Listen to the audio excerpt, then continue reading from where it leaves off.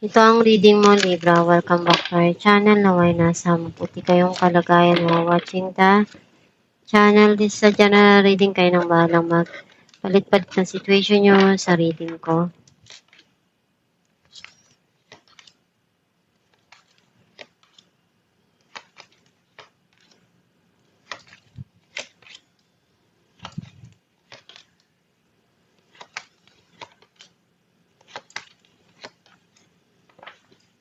At the bottom of the deck, Ten of Swords. I feel like ang nasisense ko na energy mo, you feel something here na pagod ka na, gusto mo nang sumuko, at alisan yung sitwasyon na to. Ang mensahe ng card mo, you are removing some people sa buhay mo na hindi na nakakatulong, and may mga inaalam ka dito, or someone is spying kung ano yung mga ginagawa mo.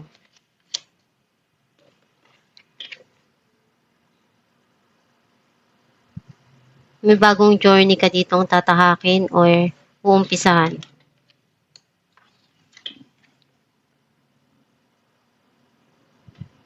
Nakita ko na nagiging masaya ka sa passion na sisimulan mo or gagawin mo.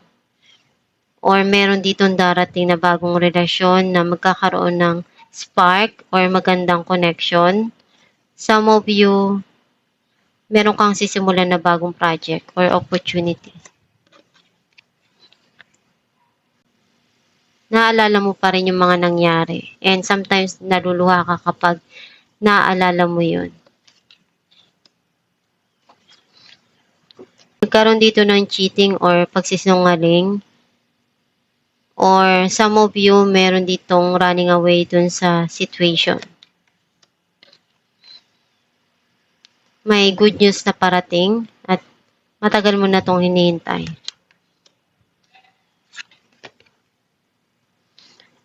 Andun yung hard work mo. And lahat ng mga pagsusumikap mo, bandang huli, ikaw din naman yung aani niyan. At kung ano yung ginawa mo dyan, magpe-paid off din yan.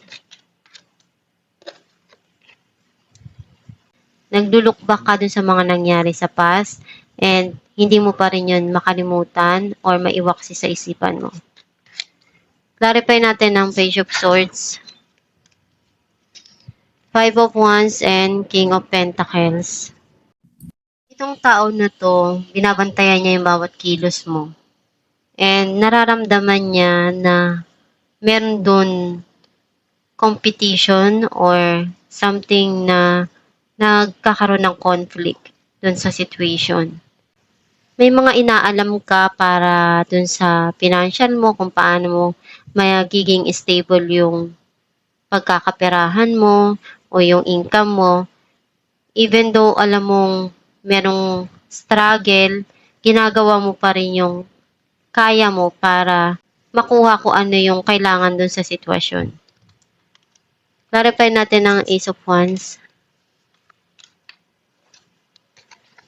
King of Wands, and the Emperor.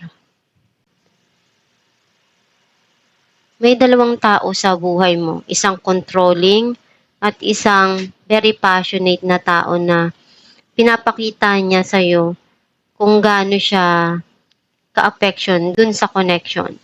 And gagawin niya yung lahat para maging maganda yung connection nyo. Clarify natin ng Seven of Swords, Knight of Pentacles, and Ace of Swords. May bago kang idea na alam mong pwedeng makatulong para sa career mo or sa trabaho mo or sa financial mo. Some of you, may darating dito na tao na gustong tumulong at makipag-usap at linawin yung mga nangyari. Clarify natin ng Eight of Pentacles, Knight of Wands, and Nine of Wands. Nagsusumikap ka dahil masaya ka. Passion mo yun. And at the same time, natuto ka na.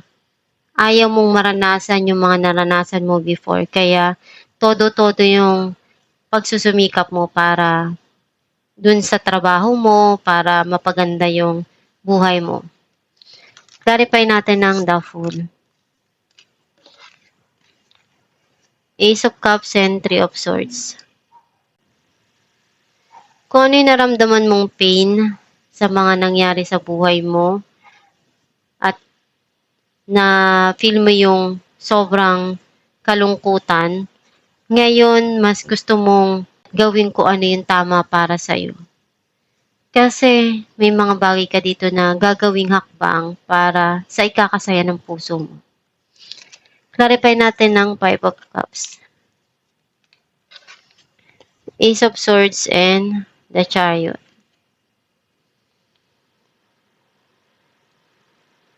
May darating dito na bagong idea sa'yo na alam mong pwede mong i-apply or gawin para dun sa mga nangyayari sa buhay mo. Marami kang natutunan, na experience, and marami ka din dun nakuha na aral. Kung ano yung mga pinagdaanan mo, nagsilbing aral yun para sa'yo. Clarify natin ang Page of Wands. The Moon and Knight of Wands. Yung memories mo sa nakaraan, andun yung nagpapasaya para sa'yo. Ginagawa mo yung inspirasyon para sa mga dumarating doon sa buhay mo.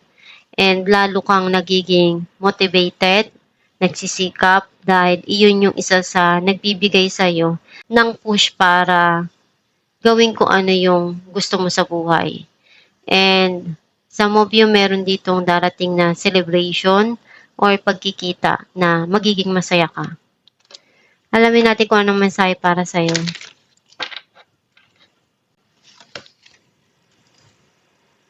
When I surrender my will to the care of Spirit and the universe, I attune my energy with an ever-present stream of well-being. Ang mensahe para sa'yo na kung ano yung kailangan mong isurrender na alam mong hindi naman mahalaga at kalimutan na gawin mo.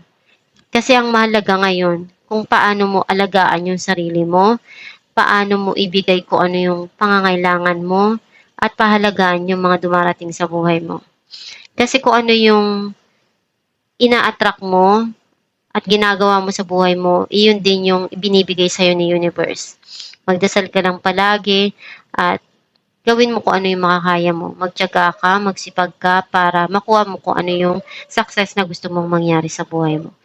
Kahit anong hirap yung pagdaanan mo sa buhay, magpakatatag ka, labanan mo, gawin mo yung kaya mo at alam mong tama dun sa sitwasyon. Nandyan lang ang Diyos at ang gabay mo para tulungan ka. Magdasal ka lang palagi every time na nahihirapan ka or kailangan mo ng tulong ng Diyos Ama.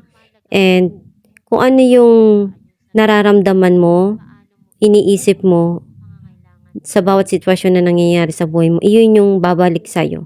Iyon din yung ibibigay sa'yo ni universe.